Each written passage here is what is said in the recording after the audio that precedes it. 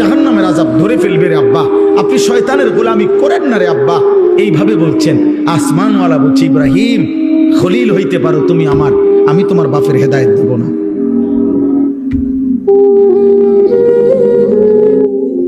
তোমার হাতে বহু লোকের কালেমা পড়ছে, কিন্তু এটাও আমার ইচ্ছা, আর ওরে আমি হেদায়েত দেব না, এটাও আমার ইচ্ছা।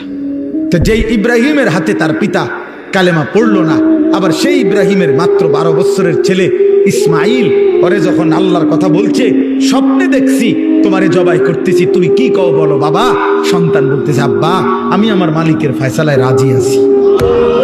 তাইলে 12 বছর বয়সের ছেলেটাকে আল্লাহ চিনাইলো কে, আর 60 বছরের বাবাকে আল্লাহ চিনাইলো নাকি?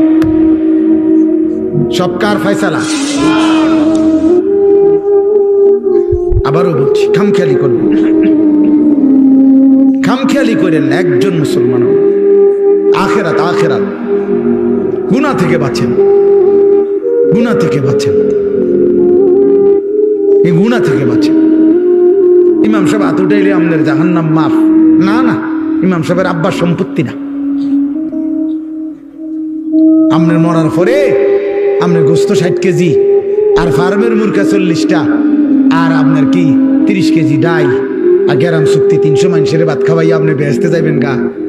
কত খরচ হয়েছে? 1 লাখ। 1 লাখ টাকা দিয়ে বেহেস্তের দাম দিয়ে দিলেন।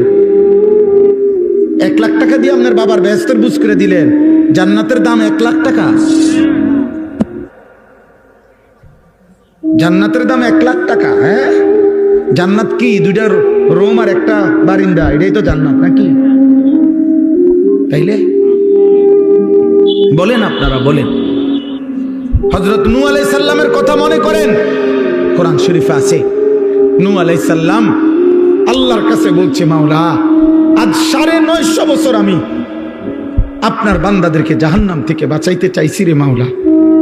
950 বছর পরে আমার চোখের সামনে আমার ছেলেটা পানিতে ডুবে যাবে, জাহান্নামী হবে, আমি এটা কেমনে মানি মাওলা?